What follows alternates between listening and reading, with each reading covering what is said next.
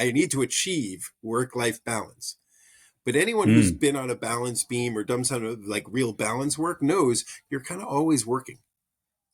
And so is work-life balance a thing? If we think of it as a noun, absolutely not. It is not something you're going to achieve and then be like, cool, I got it. Right? It's a process, and it's really important. So in some ways, a term I've heard recently used slightly differently, but is work-life integration. I'm Scott Vatcher, the host of Questioning Authority, where I question authority figures about health, wealth, and relationships. This episode is brought to you by theauthorityco.com, helping health professionals be seen as the go-to authority in their community. I hope you enjoy this episode. To the Questioning Authority podcast, we're here once again. I'm your host, Scott Vatcher, and I have an amazing guest on with me. In the pre-show, we talked about being an authority figure, and should we introduce Jason as Dr. Jason Freshman or just Jason Freshman? And just so you know, he is a doctor, so he knows lots of cool stuff, and he is an authority figure. So that's basically from there. Now we're going to go nice and deep into many things amazing for you guys out there in the entrepreneurial space.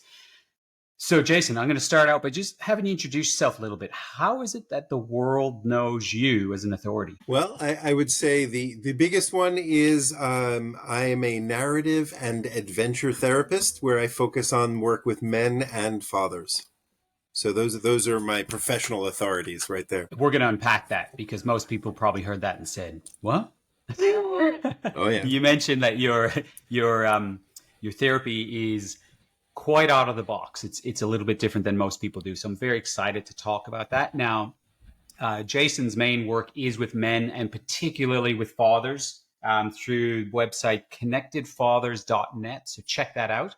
Jason's got a really great, some free stuff and then some courses that he does with men and fathers. But that doesn't exclude the women out there that are listening because although men and women are different, I run a men's group and a father's group myself.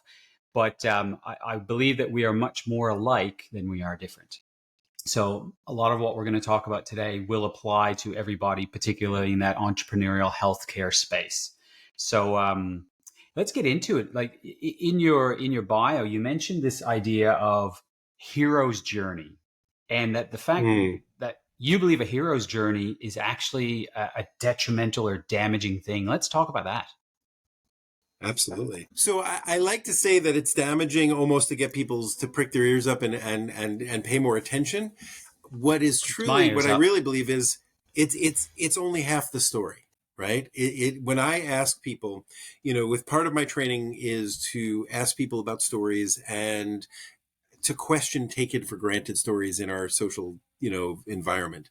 And for years, decades, I ask people, whether they're my clients, workshops, places I give talks to, what's your favorite adventure, right? What's your favorite adventure story? And that's the way I break the ice a lot. And after 10 years, I hear almost every single time some version of the hero's journey. So in the beginning of my career, I patted myself on the back and was like, good, I'm onto something good. And all right, let's use it. But with narrative therapy and the training that I do, we question that. Like, so why is that the only adventure that comes to mind? Is it like Joseph Campbell said? Yeah. Just for the audience members, just take us through like a minute or so of what is the hero's journey? Like 100%. Whenever I ask people, do you know it? And they say no, I say, I bet you do. This is what it is. And they go, oh, okay. So the hero's journey is a hero, gets either called out or kicked out of their home place because some stuff is going on, and they have to journey. They have to go somewhere to a different realm, a different space, a different place, and have challenges. They're battling a dragon. They're climbing a mountain. They're, finding the secret X, Y, or Z, whatever it is. And there's trials and tribulations and growth. And then they have to, through all of that, find their way back home, to where when they get home, they're either accepted and they save the village and they save the world, or they're rejected because they've been gone for so long and they've changed. And that's the basic story. People will recognize it. Every one of Pixar's movies uses that narrative. Star Wars uses the narrative. Lord of the Ring uses the narrative. Little House on the Prairie uses that narrative, right? Like, the phrase was popularized by an academic, a scholar named Joseph Campbell, who really put forth that he called it the monomyth. It was the one myth, right? And as a result, it has become a dominant story in our culture, to the point where, men's coaches use it, businesses use it, residential treatment programs use it, marketing uses it, right? Like, the big thing in marketing right now is story selling, right? Put yourself in you are the Obi-Wan to your client who is Luke. This idea is so ubiquitous. It's everywhere.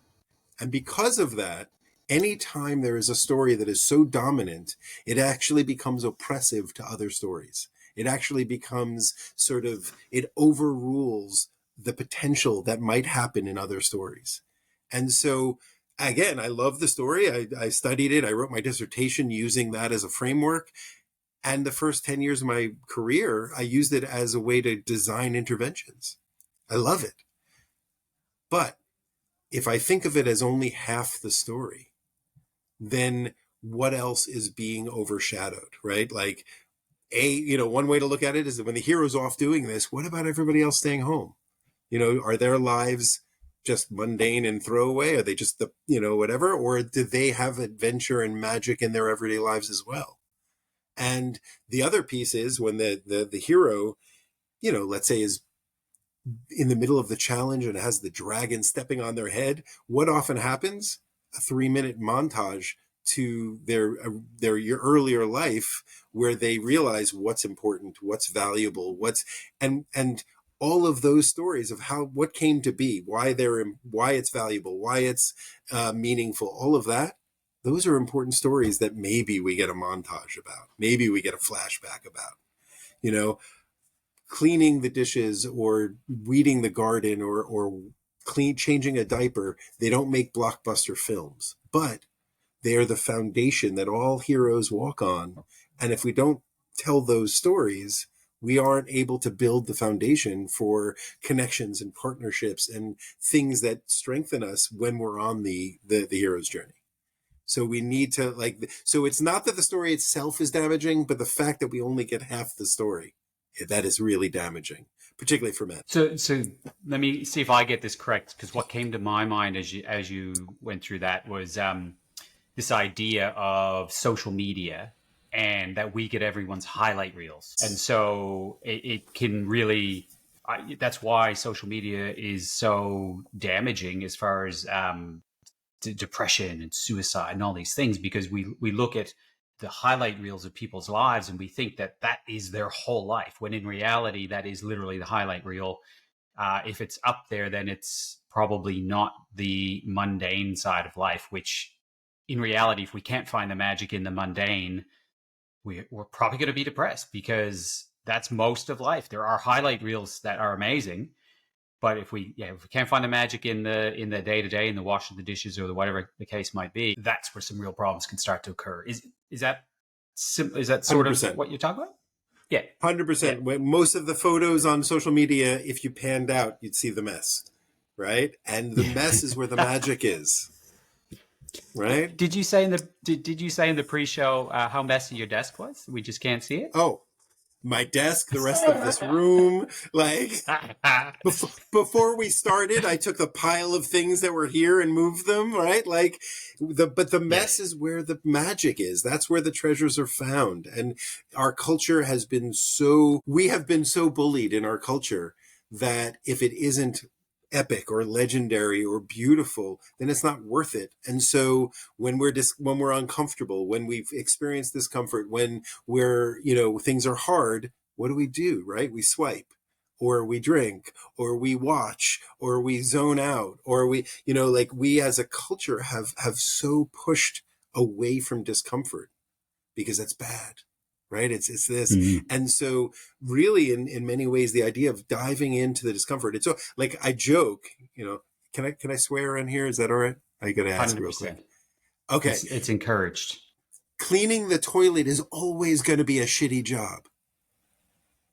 But yes, if it's imbued with meaning or values, and there's good music on, and there's this, it's a little less shitty, and it can be meaningful, right? But it's always going to be a shitty job, but it can be meaningful, and that's really where the good stuff is. So, what would you say to because I hear the audience sitting here going, "Yeah, that sounds great. If I could find meaning in cleaning the toilet, that would be amazing." But how do I do that? Like, what can I do to have that be a part of my reality? Because if that's the $1 million question, isn't it? Because if we could do that, then life is great. Yeah. Well, I mean, they could call me and we can work together because that's all I do. But to give you the quick answer. Yeah, of course. Because, I'm sure there's many years that go into this, but for the listeners in the Coles Notes version. I mean, because it is this, it is a really hard, it is the $1 million question, and it is really challenging, but it's worth the work and it is possible, right? So what do we do? I mean, I think the very first thing is to recognize that concept, to recognize the concept that, if life is an adventure, which I believe it is, if it's a journey, which I believe it is, all adventures and journeys have inherent risk.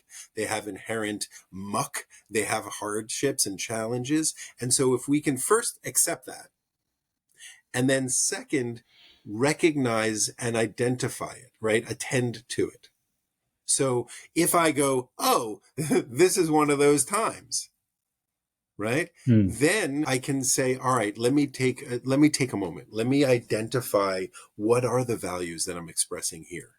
So, okay, shoot, let's take a step back and go, what are my values? And that's a hard question. Psychotherapists, we've actually been taught like to not ask why sometimes, which I think is bizarre. But what are our values? And values, there are a few therapeutic ideas, perspectives that do it well, because values are like amorphous and they're very hard to pin down, and they're vague, and I save the world. My value is good this. I get with people and say, all right, let's get very specific. Like, what are core values that are related to the goals you have? That not all of them, we don't have to do every single ones, but like, what is a value that I could see, that I could watch, right? If I had a video of you doing something, you said, yeah, that's me living that value. So let's get real specific. And I actually have people pick 4. So I use the metaphor. I love metaphors. I use the metaphor of a compass, because the reality is too many values and it just becomes an exercise. It's just a thing, like this is what I believe in. But if I say, this is my goal, I want to have a warming, inviting house. I want to have a house that anyone who stops by feels welcome to sit and have a meal. That's a core goal for me, right? I heard. Did I hear? Did I hear correctly there? I heard a warm, welcome house where everyone needs a beer. Sorry, wait a minute. Meal. Meal. I heard beer, but then you said meal. It's like, whoa, how did you do that? Too. Well, and we can talk later about the virtual inn that I hold, but that's a whole other story. But yes, nice. A beer, this, like having, like for me, a core life's goal is to have a home that's that welcoming. So what are the 4 values that I literally actually have people, I send them a picture of a compass, and I have 4, the north, south, east, west, and they label the 4 values in those 4 things. Because if it's my night to clean the toilet and I don't want to do it, and I look at my compass, if I say this compass will literally help me make the right decision, I don't want to do it, I don't like whatever, but I know that if I do that, it will be an expression of these things, which will then lead me to the center of the compass, right? And what are the things in a real life compass and in this metaphorical compass that are necessary for it to work? It has to be labeled correctly, which means you need to actually have these 4 values, and there's a whole piece of work around identifying those values. So it has to be labeled correctly.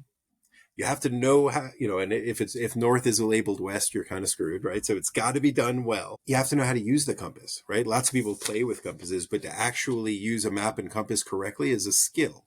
And, the basic skill of it is understanding that I need to be mindful. I need to take action. I need to be nourished, and I have to choose to act. I have to choose to move forward, right? So you have to label it correctly. You have to know how to use it. And arguably the most important thing to get this to work for any of your listeners to make the mundane meaningful is you have to take the compass out of your pocket and look at it. Otherwise you forget it. Otherwise, you're lost and I don't know what to do. Take it out of your pocket. Check on it more regularly. Slow yourself down. Why am I doing this? Right? What is getting in the way? How am I lost? Because I'm lost if I don't do these things. If I don't, if instead of cleaning the toilet or doing the dishes, or from my point, like chopping wood and bringing it in for the wood stove, if I don't do those things, the goal of a warm, inviting house will not happen.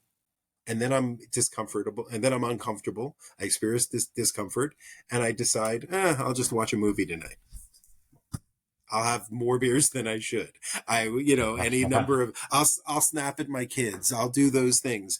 But if I slow down, if I enter into everything with the pacing that I feel like I need to go fast because I got so much stuff to do. But if I slow down and increase intentionality, I can make better choices because I'm going to look at the compass and know my way. Healthcare providers and other small business owners, are you ready to discover the 2 incredibly simple yet powerful strategies that you can use today to skyrocket your client base within the next 6 months, all without spending a dime on advertising or sacrificing any of your personal time outside of work? Forget about new fancy gimmicks. We're talking about mastering the fundamentals. Learn what these 2 easy to implement strategies are and how you can start using them today to unlock your practice's hidden potential. Take the quiz by clicking the link now. It only takes 3 minutes to complete and you'll get instant results. Yeah, what stands out to me in that is the 2 words: awareness and specificity. Yes. From a values point of view, like it is a word that's, I feel like it's thrown around a little bit. What are your values? And most people will say the usual: family, health, friends, whatever the case is. And yes, I think they're too broad. We need to get more granular, more specific in those areas. You can have those as the overarching idea, but you need to break it down further and further. And how does that then go into your day, there's the specifics. And so one thing I do that really helps me is I always say, I wish we could go back to the days pre-mobile phone. I just think I think the connections we had, everything about life was better before that, but we can't. And I'm as guilty as anyone as spending too much time on my phone. But one of the great things about it in the technology world is you can put reminders in your phone.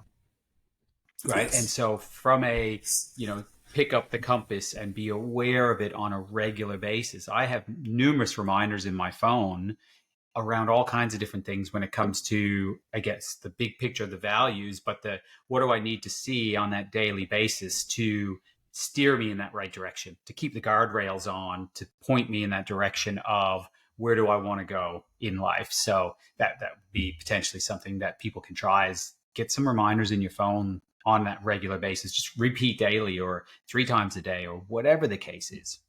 And I take that actually one step further. I'll even add to that, because the reminders are great. I used to call back before even phones, when we were doing like Blackberries and Palm Pilots and things like that, I used to call it my ADHD cure-all. It was digital Ritalin, like it helped you with that. Yeah.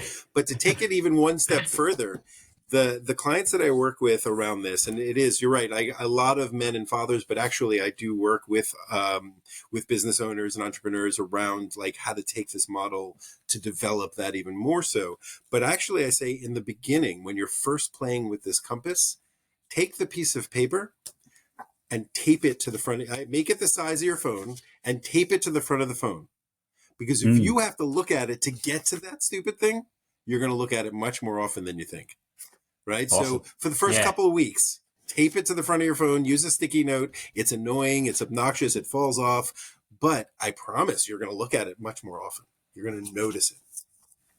Well, and that's the key is, again, I said back to awareness, right? Because for the first few times, read it, but then you kind of know what it says, but it's still Mm-hmm. there. It's still just that reminder. You won't even consciously, it's that Yes. difference between being consciously competent versus then unconsciously competent, where it just becomes more of that routine. So that, yeah, great. Yeah, I love it. And it's more analog. Love it. Because like I said, I I'm wish a we big could go fan of back to that. the pre-mobile phone days. So yeah, For sure. you mentioned that you do work with business owners, etc. Give me your thoughts when it comes to work-life balance. Is that really a thing? No. I mean, Expand, can it please. be a thing? Yeah, well, I mean, here's the piece about it is I'm a huge fan of words. I love words and I like playing with words. And for me, and I recently did a workshop on this where I said balance is always a verb. We think about work-life balance, and when you say balance, it's a noun in that sense, right? I need to achieve work-life balance. But anyone who's Mm. been on a balance beam or done some like real balance work knows you're kind of always working.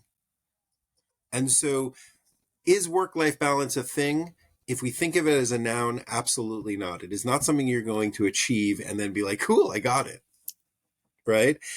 It's a process and it's really important. So in some ways, a term I've heard recently used slightly differently, but is work-life integration, right? It's that idea of Mm-hmm. like, I'm choosing work or I have to work or all of this. And I have these values of these like beings at home that I purport to love. And I want to spend time with them as well. And so, you know, there are times when my work takes me away from the evenings. And so, I miss a bedtime. What do I Mm-hmm. have in my practice, in my own personal practice, that continues to maintain or even strengthen the connections I have with the people I love the most when I can't be there? Right. And so the balance or the integration is about, in the work I've done with people, is about first attending and being aware of that and knowing like, oh, next week is going to be a harsher week. How do I set ourselves up for that? Or, the attendance and awareness and intentionality is really important. Today's going to be a longer day. I'm going to run upstairs, help put my kids to bed, and then run back down here and do some things. So is that balanced? Yeah, maybe not for today, but life is a long process. And so how do I hold it, but then also understand like, all right, sometimes I'm going to, because of that, because tonight is going to happen, I know next week I'm going to take off a little earlier and go to my kids' games. Right. And Yes. and Yeah. they know I'm going to show up for that. They know that. And they know all the little things that I do that are long term, right? If I miss something today, it's okay because, you know, I'm going to know these guys, I have two sons. I'm going to know these guys for decades from now if all goes well, right?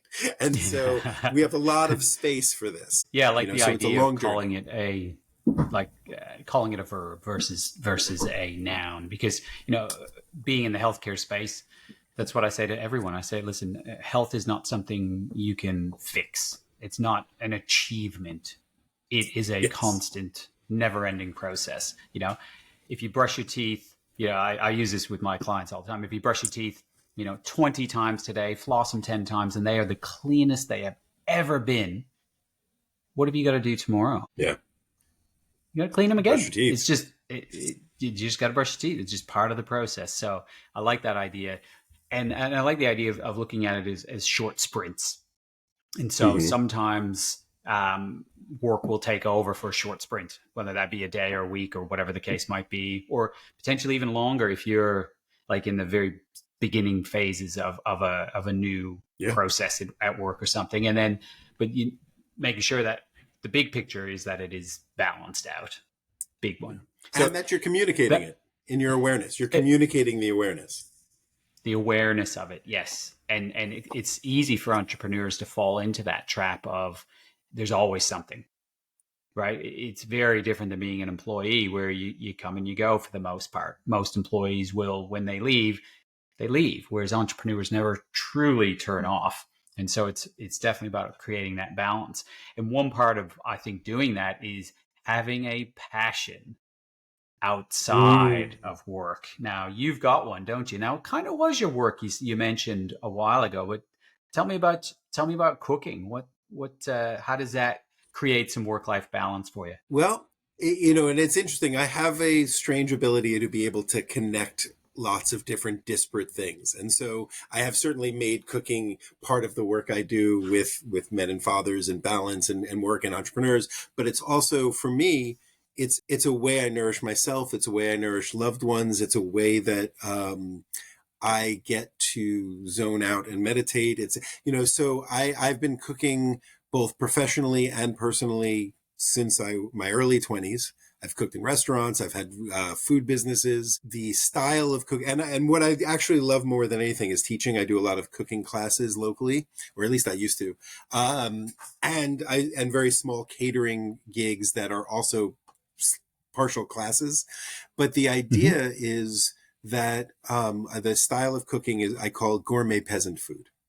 So the idea is that we use traditional techniques and modern sort of flavors and accessible tastes and ingredients, but it is like I've never done fancy plating, right? I've worked in really gourmet areas, right. but I serve family style, and I use all of whatever is available to me, whether it's as much of the animal if I'm doing meat, or the leaves of plants that we would never use. Like I use the leaves of chili plants that don't often get used, or the leaves of tomato plants that don't often get used, things like that. And so for me, it is both a meditation, an exploration, and also a way for me to show and demonstrate love. And so, I work till 6 most days, and I'm also the one who makes dinner most nights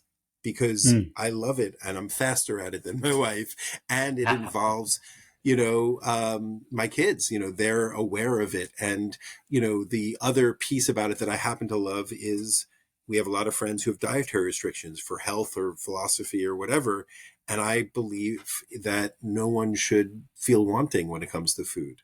So I have, invented grain-free tortillas that I make several times a week for our family. And, all of the different things that we need. So like what type of nourishment, what type of, is it nutrients or is it a good story in our food, right? I really believe that not just nutrients in our food, but the narrative to our food is nourishing to who we are. And so it's something that, I get excited about. I was saying my favorite thing recently is in the States, we had Thanksgiving recently. I turned the turkey carcass into the most rich stock. I had it simmering for days, and then I just canned it. And so now I have this like canned turkey stock. I have 2 gallons in quart jars. Wow. And last night I'm looking at the jars. I pull them out of the pressure canner, and they're on the counter, and they're still boiling in the jar. And my wife comes up to me and notices my stupid ass grin and goes like, "You are so contented right now, aren't you?" And I was like, "Yeah." I'm looking at these the hours I put into it, and this 8 or 9 jars of stock. And I'm just envisioning the future of what I'm going to make for them and how I'm going to cook with it and what I'm going to, and it is the most I'm so gratified by doing those kinds of things. Yeah. But to your point, mentioned passions. Yeah. Passions help the balance. You mentioned the word meditation. And that's, it can be a word that gets misconstrued because people think meditation, type of deal. And to me, would you be able to exchange that word for you're in the zone? Like when you're doing these things, you just, for me, mountain biking is one of those times where it's just such a combination of things for me where I'm in nature. It's fantastic exercise. I'm breathing clean air, but it's meditative. I don't call it a meditation, but it's meditative in that if you take your mind off that trail that you're going down for just a second, things go bad quickly. So you have to be in the moment or in the zone. And I think that's probably, even people are worried or not worried, but trying to figure out what might be a passion for them. think about, what do I do that when I'm doing it, nothing else matters, that I can just turn off from everything else in the world and consider that to be your meditation. You don't have to necessarily sit down on a needle mat and do certain breaths, and all those things are great, but to find that passion, to find that area where you're in that zone is so good for your health. And then you regenerate yourself so that then when you do get back to work, it's just, you're just better at it. I think that's an important point to make, which kind of leads me to that next section of what I want to discuss with you, which is stress for the entrepreneur, right? We live in this area of stress. And I say to people all the time is, do you know the only time you're not stressed? I'm curious when you're what dead. you say. When you're dead. Yeah. Because there's always stress. But how do we handle that stress better? And you have this idea around connections, and connections with people, connections with others being a stress release. So talk a little bit about that for me. Oh, absolutely. And actually it goes back to even the mindful, the meditation piece, which can I go back to that just for a second? Because I wanted to add to not just being in the zone, but there's a whole concept of flow. And the idea, when people are like, I don't know what my passion is, I don't know whatever, it isn't something that's natural. We don't just automatically, you had to learn how to mountain bike. And I know that because I've cracked a bunch of helmets. And so the idea of any of the thing that is a passion is something that grew. And it was not amazing. It wasn't your zone of genius in the beginning. But there was that feeling of ooh, I tripped into this and I lost myself, or, I was in the flow. And the best thing that I tell people around the definition of flow is when you have a balance of competence and challenge, right? Because if it's too hard, I didn't make that up, I stole that. But, if it's too hard and then I'm overwhelmed and I stay away from it. If it's too easy, I'm bored, right? But whenever you have that balance, so you don't have to be great to be in the flow or to be, to be in the zone or whatever, but there has to be this intention to want to grow. Because as soon as it could be knitting, it could be underwater basket weaving, it doesn't matter what it is. But if you are I'm intentionally wanting to partake in this in this thing because I'm almost chasing the flow. Right. I want that. For me, when I'm cooking, I'm at my best when I have 4 burners, a stove, the air fryer, and 3 salads that I'm making, because that's when I'm challenged. If I'm just making grilled cheese for everyone, it'll take almost longer than what I just described. Right. Which brings us to stress, right? Because one might think 4 burners, the stove, the air fryer, the salads is stressful. And it is, like you said, but what, I don't know if you know the word, but I think all of your listeners should. Do you know the word eustress? EUSTRES? Yes. Yeah. So positive stress, everything is stressful in this world, but we have a way of, in our minds, in our meaning making, in our experiences, we can use it in a positive way. And so for me, yes, cooking something like that can be really stressful, but I got the music on, right? And I'm dancing through it, right? That is the thing that I think is really important. So back to how to manage stress through connections. And I would say it's actually not just to others, it's starting with ourselves. Oftentimes when we stress, the first thing we lose is our connection to ourselves. Right? We're almost disembodied or dissociated, or, I'm stressed, so I'll look at Instagram for a minute and then all of a sudden it's 3 hours later. I am disconnected with myself. So the very first thing is, what do we need to do to be connected with ourselves? And that's to be able to recognize when I'm not connected with myself. What does it feel like? Where does it live in my body? What am I doing? All of these pieces is recognizing that. And then similarly with the other people who you care about, besides yourself, your kids, your partner, anything like that, is, am I being snappier? Am I, if I run upstairs to make dinner and I didn't prepare myself well, I might think, oh, it's late, I got to go make dinner, they got to do this. And they go to ask me a question and connect. And I go, no, get out of here. I'm making you dinner, which goes against everything I just told you about why I love to cook. Right. So let's slow down, connect, and understand that what's important. It goes back to values. It goes back to like the meaning making in the mundane is the people who I am closest with, right? Myself, my partners, my kids, and then maybe my closest friends, right? And family. They are someone who I value. And so if the stress is so much that it's taking me away from any of those people, let me slow down and look back at what's really and truly important to me. What do I value? What do I prioritize? How do I make that both specific and intentional? Right? So building those connections, all right, we may have dinner a little later, or we may have a simpler dinner, but my kids got in the kitchen with me and helped me. Yeah. It's going to be a much more narratively dense meal. And that's going to bring a health that is so necessary. Yeah. Connection with self.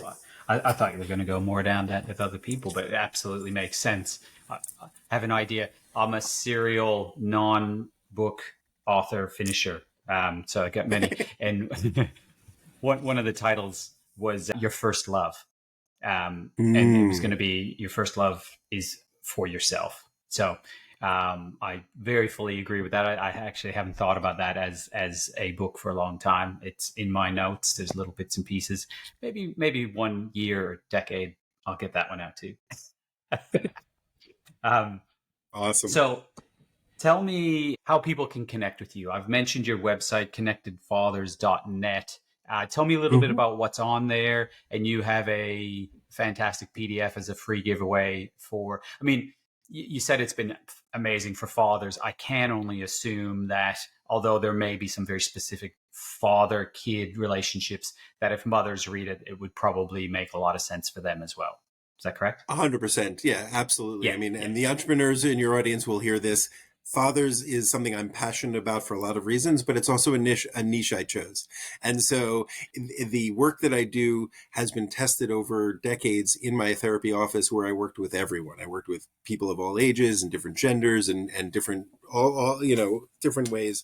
Some of my very first clients in this model were women. And so, I think, the connectedfathers.net site brings you to the landing page for my group, a coaching program for dads. And that has a description of what the program is and all of the information specifically about that group. But my actual website, which will tell you about the model and the work that I do, is called Journeymen Foundation. And so through the Journeymen is where I do a lot of the pieces around narrative work, adventure work, and this whole sense of I call it the other side of the hero's journey. So they're foundational adventures. And so the work on foundational adventures, connections, and partnerships is all on the Journeyman Foundation. I'm on socials and, certainly can leave you the links for that. People, right now, when it comes to this work, I'm the only one here. So if you reach out, you'll get me. And I will respond. I think it's been really fun to connect with people from all over the world who are interested in increasing connections and partnerships in the way that we socially engage with one another. So I would say on socials through journeymanfoundation.com, and then, frankly, Jason at nourishedconnections.com. That's my email, and that's what I check several times each day. Awesome. And I think I can't remember if it was in the pre-show or the actual show. You had mentioned this idea about, I think it was in the pre-show, so I'll bring it up. You said every time you've seen what you might call an exponential stage of growth in your business, it was because of something you did as a person. And who you are as a person precedes who you are as a business owner. So every step moving forward is about you as a person growing, and then that's what contributes to the business growing. So if you're looking to grow your business, connect with Jason and see if he can help you out. So very excited to continue this relationship. We are going to be connecting again. I'll get you on this show again for sure.